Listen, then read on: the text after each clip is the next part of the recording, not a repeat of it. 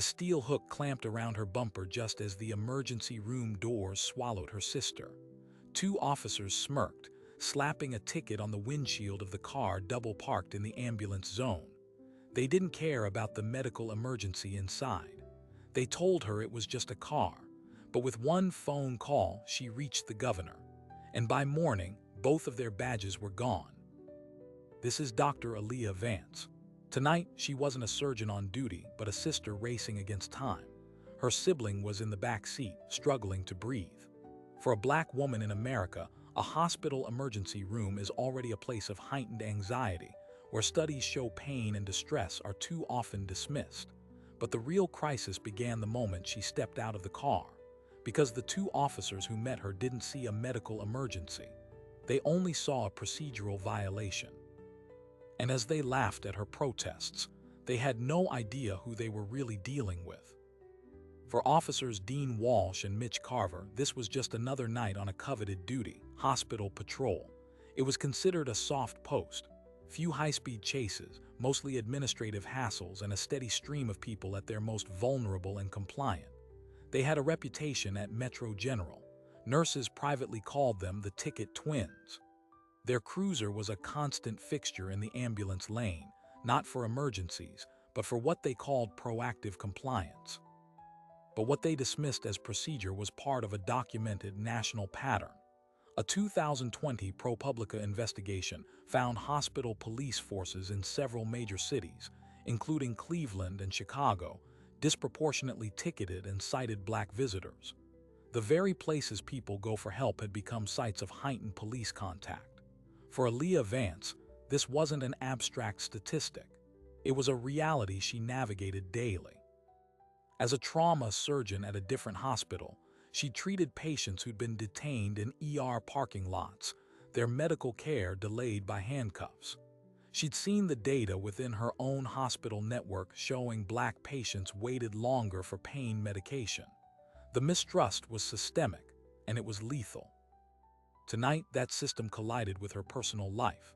Her younger sister, Maya, had called from her apartment, her asthma inhaler empty, her breath coming in shallow, terrifying gasps.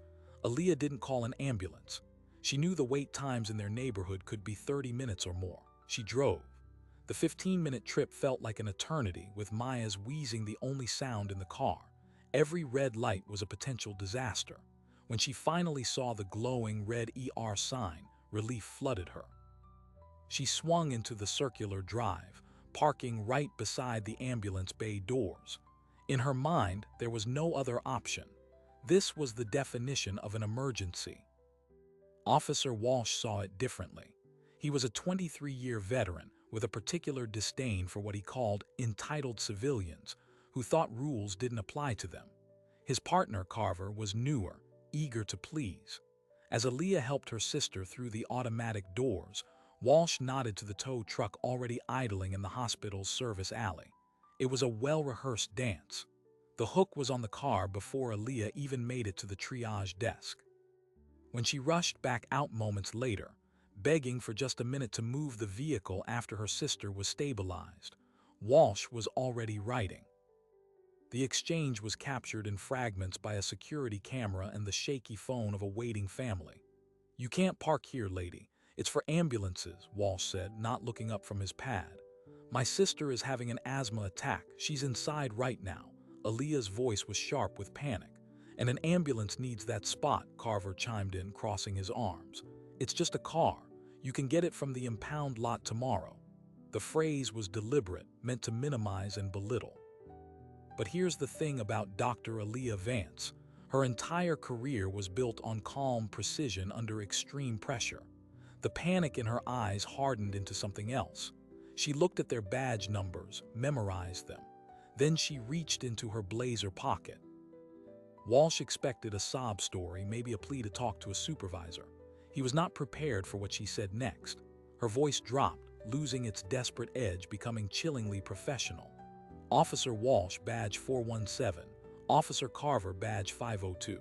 You are currently obstructing emergency medical access by prolonging this interaction. You have my vehicle information. Now I am going back inside to be with my patient. Any further discussion will be with your captain and the governor's office." The audacity of it made Walsh laugh. The governor, honey, he's probably asleep. Move along or you'll be arrested for obstruction too. Aaliyah didn't argue. She turned and walked back into the hospital, the officer's mocking laughter following her. Inside, she confirmed Maya was on a nebulizer and stable. Then she stepped into a sterile supply closet for privacy. She didn't call a lawyer first. She didn't call the news. She scrolled past the contacts for the hospital chief of staff, the police commissioner, even the mayor. She went straight to a cell number labeled GOV, ANTONIOREYES personal. The connection between them wasn't political. It was deeply personal. 5 years earlier, then Senator Reyes' son had been brought into Aaliyah's trauma center after a catastrophic car crash. The on-call neurosurgeon had been delayed. Aaliyah, a cardiothoracic specialist, had stabilized the boy, maintaining his vital functions through a complex procedure until the specialist arrived, ultimately saving his life and his cognitive function. The Reyes family never forgot it. They became close. The governor often said he owed his son's future to her steady hands, and he made it clear, if she ever needed anything at all, she was to call him directly. The phone rang twice. A tired but familiar voice answered. Aaliyah, is everything okay? She took a breath. Antonio, I need your help. I'm at Metro General with my sister, but the police outside are about to tow my car from the ambulance lane while she's being treated and they won't listen. She heard the rustle of bedsheets, the voice suddenly alert. Give me the details, everything. She recited the officer's badge numbers, the cruiser number, the name of the tow company. Are you safe? Is your sister safe? We're inside. They're just powerful out there, she said, the professional veneer cracking slightly. They won't be for long, Reyes replied, his tone now the steel of the state's chief executive. Stay with your sister. This ends tonight. Governor Antonio Reyes didn't call the precinct. He called the home line of Police Chief Edward Duval at 12:47 in the morning. The conversation was brief and one-sided. A report from the governor's office would later summarize it. The governor expressed grave concern about conduct that jeopardized public trust and patient safety at a major hospital. He expected immediate transparency and appropriate action. The unspoken message was clear. The careers of everyone in the chain of command were now on the line. Back in the parking lot, officers Walsh and Carver were finishing their coffee, joking about the crazy lady with the governor fantasy. Their radios crackled to life. It was dispatch, but the voice was strained, unusual. Unit 7 returned to the precinct immediately. Do not proceed with the tow. Repeat, stand down on the tow. Return for a meeting with Chief Duval. Walsh keyed his mic, confused. Dispatch confirmed that we have a vehicle in active violation. The response was icy. The order comes from the chief. Return now. The tow truck driver, already paid, shrugged and detached the hook. As they drove back in silence, a cold dread began to seep in. The joke didn't seem funny anymore. Who was that woman? They arrived to a precinct in quiet turmoil. The night commander wouldn't meet their eyes. They were told to wait in the chief's outer office. Through the glass, they could see Chief Duval on the phone, his face pale. When he finally opened the door, he didn't invite them to sit. He held up a printout of Aaliyah Vance's professional biography from the hospital's website. Trauma surgeon, department chair, listed as a personal physician to the governor's family. You stopped asterisk this woman, Duval said, his voice dangerously quiet. You threatened to arrest her while her family member was receiving emergency care, and then you mocked her. Walsh tried to defend himself. Sir, the vehicle was in clear violation. I don't care if it was on fire in the middle of the lobby. Duval slammed his hand on the desk. The governor of the state just called me, at my home. Because you two decided to play parking attendant on the worst possible person on the worst possible night. The reality of their situation crashed over them. This wasn't about a ticket. This was about a political earthquake they had just triggered with their arrogance. Chief Duval delivered the final blow. You are both suspended, effective immediately. Turn in your badges and guns, and get ready, because this isn't over for any of us. Before sunrise, the machinery of accountability lurched to life, but it wasn't driven by justice. It was powered by political survival. Chief Duval's suspension order was just the first move in a desperate containment strategy. By 4 a.m., Internal Affairs had opened a dual investigation, one into the conduct of officers Walsh and Carver, and another, more urgent one, into the precinct's entire hospital patrol protocol. The question wasn't just what they did, but how many times it had happened before, and who had looked the other way. Aaliyah Vance spent the night at her sister's bedside. Maya was stable but shaken. The fear of the asthma attack was now mixed with the trauma of what happened outside. Aaliyah's phone began to vibrate incessantly. First, a call from the hospital's chief administrator apologizing profusely. Then a call from the police commissioner's office requesting a statement. She gave none. Her focus was medical, but by dawn, a new priority emerged. A young resident who had witnessed the confrontation approached her nervously. He recorded the whole thing on his phone.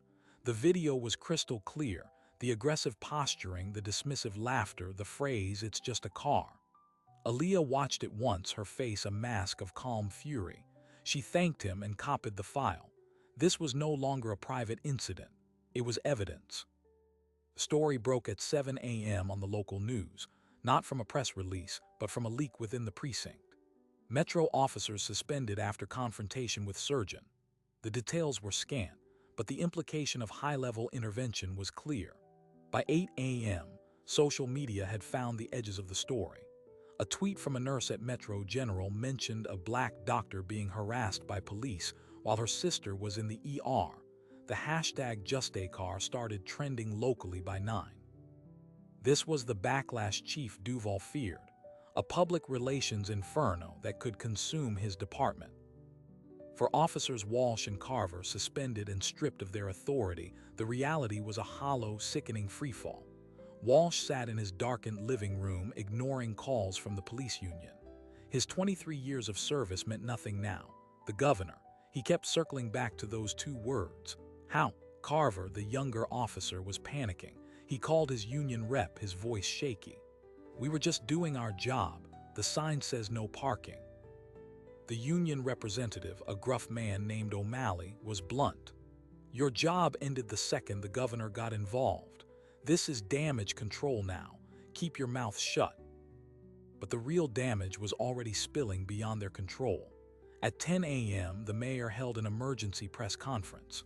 Flanked by Chief Duval, who looked like he hadn't slept, the mayor announced a top-to-bottom review of police interactions at city hospitals. He called the alleged conduct deeply troubling and promised swift and appropriate action. It was all political theater, a script written to Project Control. But behind the scenes, a furious game of chess was underway. The governor's chief of staff was on the phone with the mayor's office. The message was unambiguous. The Vance family was to receive a full, public apology, and the officers' disciplinary records were to be examined for any prior patterns. Governor Reyes was making this his personal line in the sand. And that's when the first crack in the official narrative appeared.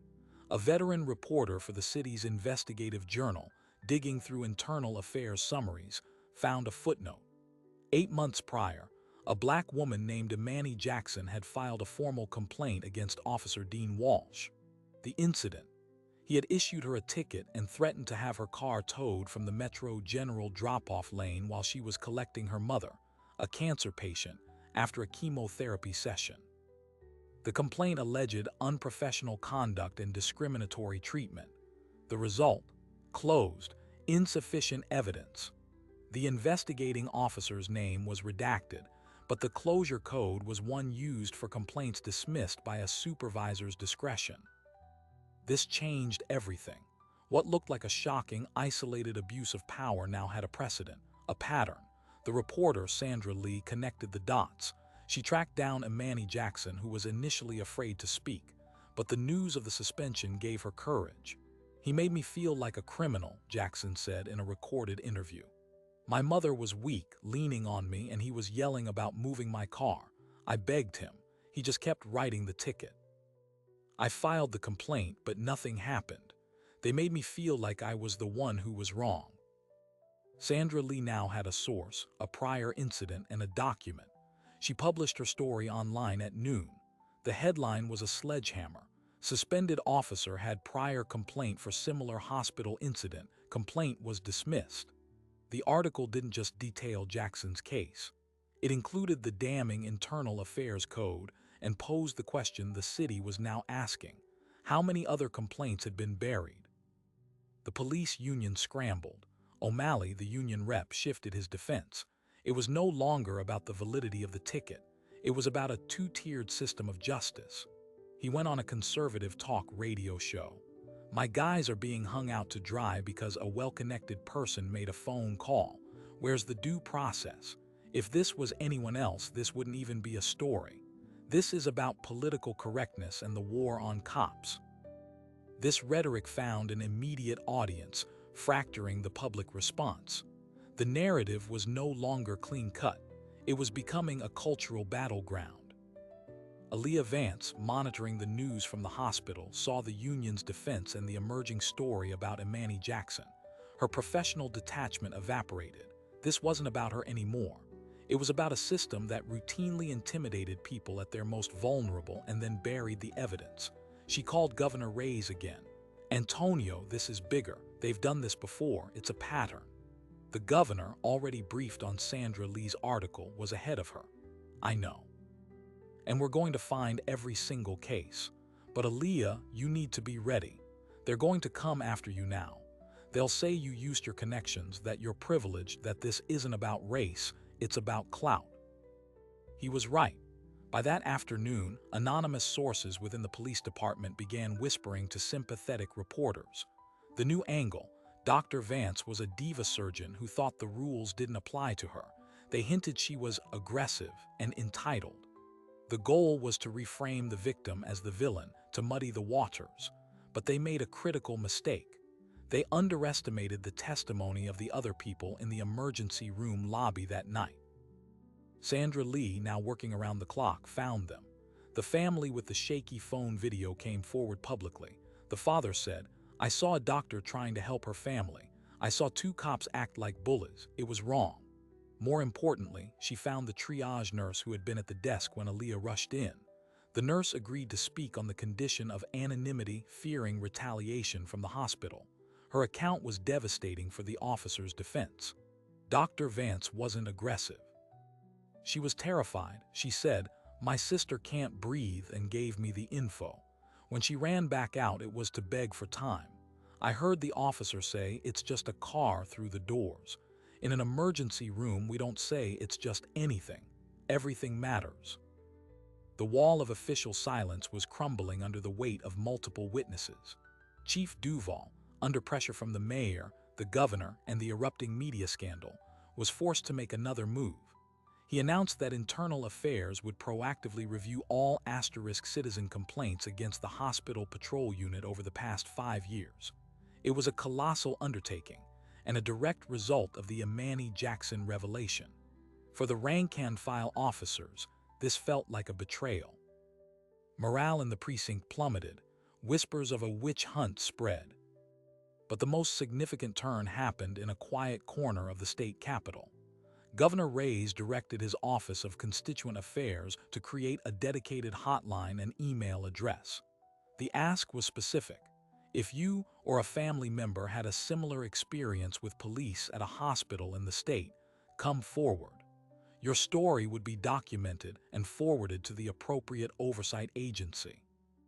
It was an open call for evidence, bypassing the police department's internal complaint system entirely.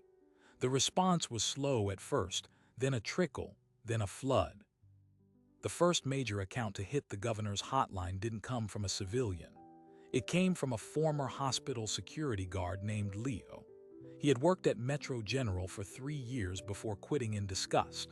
In a signed, notarized statement, he alleged that officers Walsh and Carver had a quota understanding with a particular tow truck company that serviced the hospital.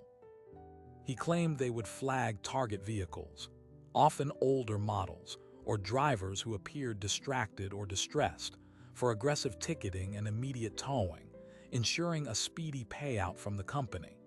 He said he'd complained to his own security supervisor, who told him to stay in his lane, and that the police partnership was good for security.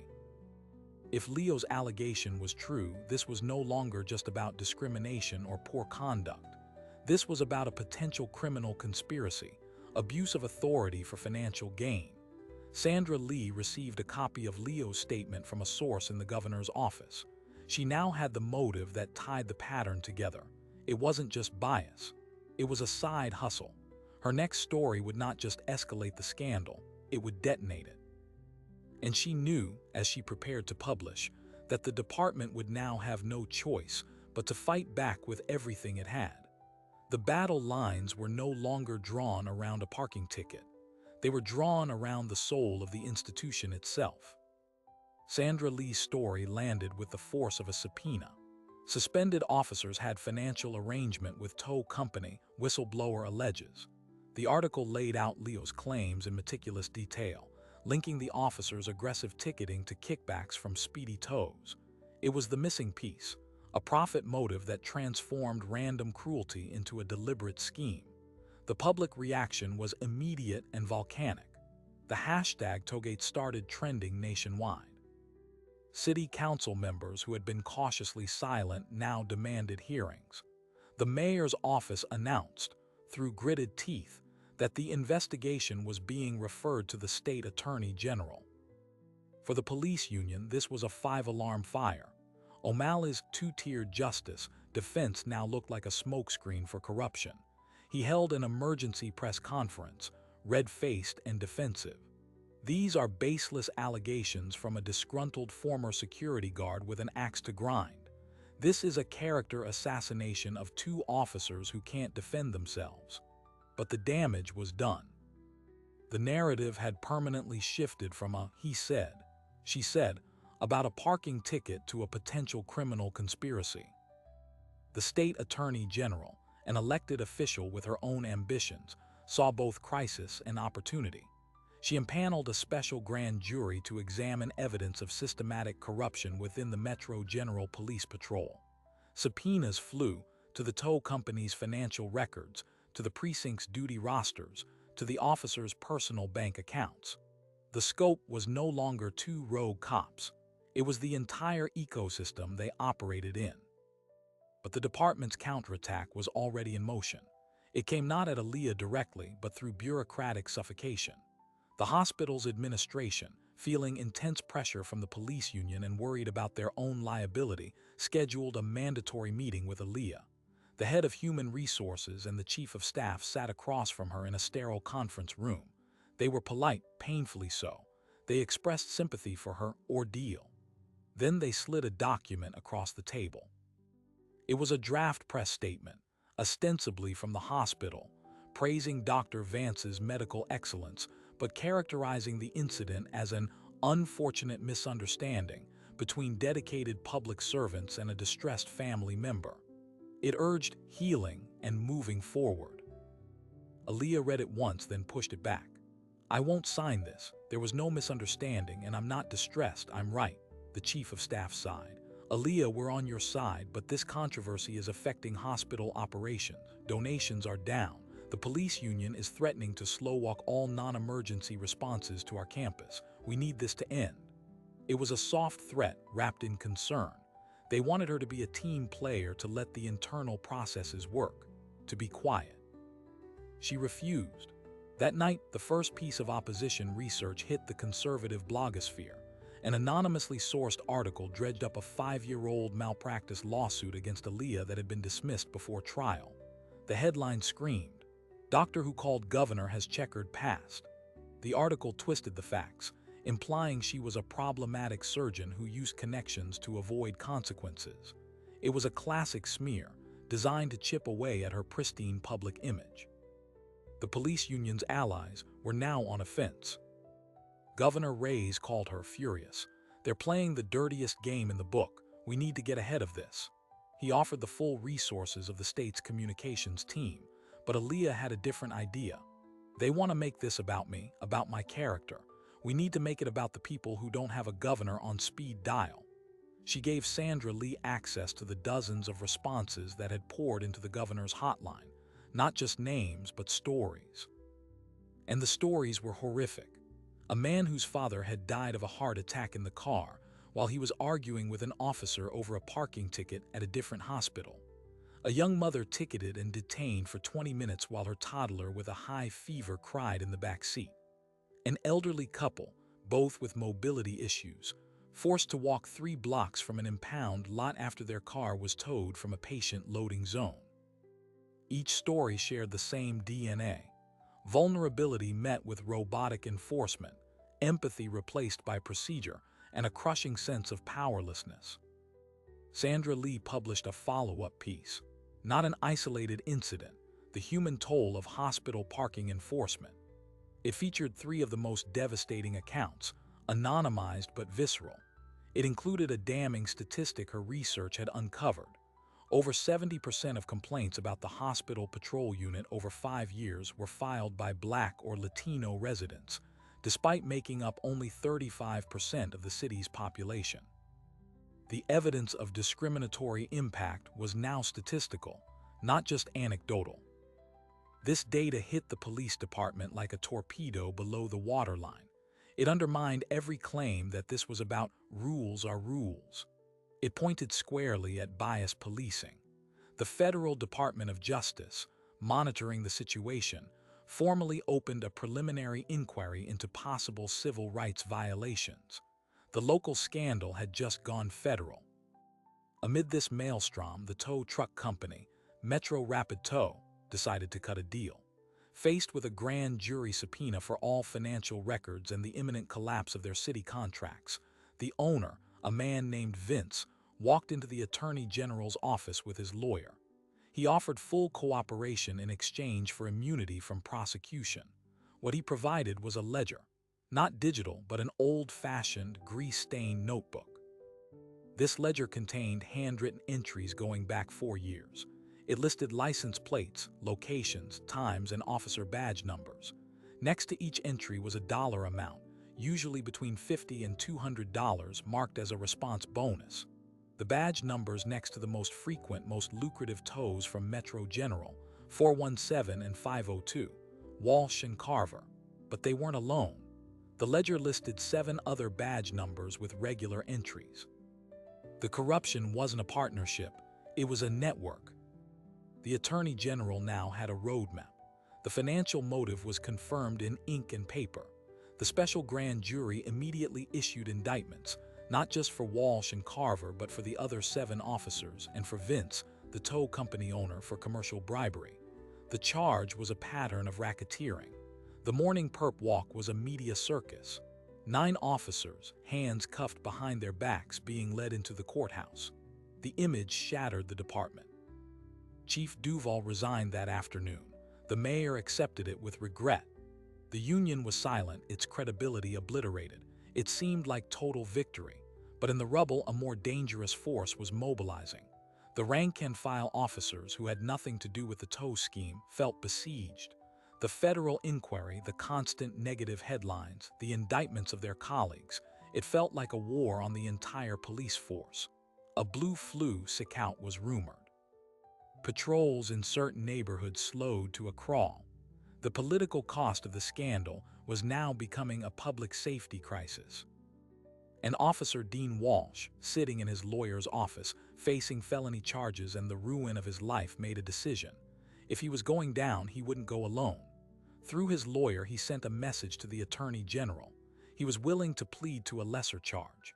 In exchange, he would provide testimony about who else knew, not just about the towing, about the quotas, about the pressure from supervisors to generate revenue from quality of life violations, about the culture that turned a blind eye as long as the numbers looked good. His testimony wouldn't just implicate more officers, it would implicate the precinct's command structure. It would point to the system that created the conditions for the corruption to flourish. The Attorney General had a choice: pursue a narrow case against the ringleaders or blow the entire system open. She scheduled a meeting with Governor Reyes. The scandal was no longer about a parking space.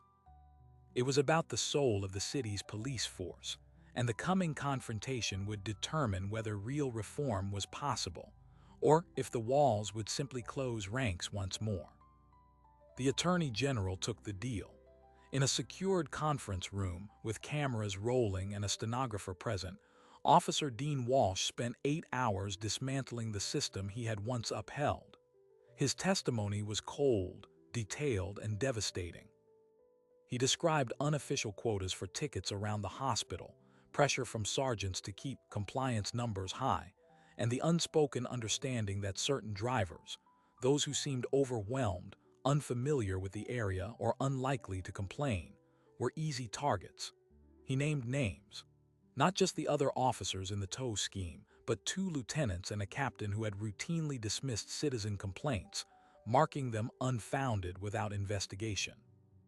The corruption, he stated, wasn't a financial side hustle gone wild. It was the logical endpoint of a culture that valued revenue generation and statistical wins over actual public safety and compassion. His testimony became the foundation for a second, broader wave of indictments. This time, they included senior command staff for dereliction of duty and obstruction of justice. The police union, its leverage gone, could only watch as the hierarchy of the precinct was decimated. The mayor, in a stark reversal, stood beside the Attorney General and announced a consent decree with the Department of Justice. The city agreed to a federal monitor who would oversee a complete overhaul of police patrols at all city hospitals. The soft post was eliminated. In its place, a new community assistance detail was created, staffed by officers specifically trained in crisis intervention and working alongside hospital social workers. For the 9 officers originally indicted, the outcomes were severe. Vince, the tow company owner, saw his business licenses revoked and served 18 months in prison. The 7 additional officers implicated by the ledger accepted plea bargains, resulting in the termination of their police certifications and varying sentences of probation and home confinement. Officers Walsh and Carver stood trial. The video evidence, the ledger, and Walsh's own testimony against his command structure sealed their fate. Carver, the younger officer, was convicted on multiple counts of official misconduct and bribery, sentenced to 3 years. Dean Walsh, in exchange for his cooperation, was convicted of a single racketeering charge and given a 5-year suspended sentence, on the condition he never work in law enforcement again. The institutional reforms were sweeping. Metro General Hospital terminated its direct patrol contract with the city police. Instead, they established their own in-house security service, focused on de-escalation and patient assistance. The infamous ambulance lane was repainted and redesigned. A new, clearly marked patient emergency drop-off zone was created, with a 30-minute grace period strictly enforced by hospital security, not police. The policy was printed on signs in 5 languages. The hospital also established a patient advocate office with the power to intervene in real time in any dispute between security and visitors. For Aaliyah Vance, the victory was bittersweet. The smear campaign against her faded as the factual weight of the scandal crushed her opponents, but the experience left scars. Her sister Maya, traumatized by the event, began seeing a therapist. Aaliyah herself took a short leave from surgery. She didn't retreat, though. She redirected her focus. Using a settlement from the city, awarded not just to her, but to Amani Jackson and a dozen others whose cases were uncovered, she helped found the Medical Access Justice Project, a nonprofit that provides legal advocacy and emergency transportation grants to families facing similar barriers to health care. The most surprising detail emerged a year later, during the Federal Monitor's first public report. The review of old complaint data, forced by the scandal, revealed that the aggressive ticketing policy hadn't just harmed patients. It had directly contributed to ambulance delays. The audit found over a dozen instances where ambulances were forced to stage blocks away from the emergency room because the dedicated lane was obstructed by police cruisers themselves, often while officers wrote tickets. The very safety issue Walsh and Carver had claimed to enforce was being compromised by their own department. This final, Ironic fact underscored the utter breakdown of the system's logic.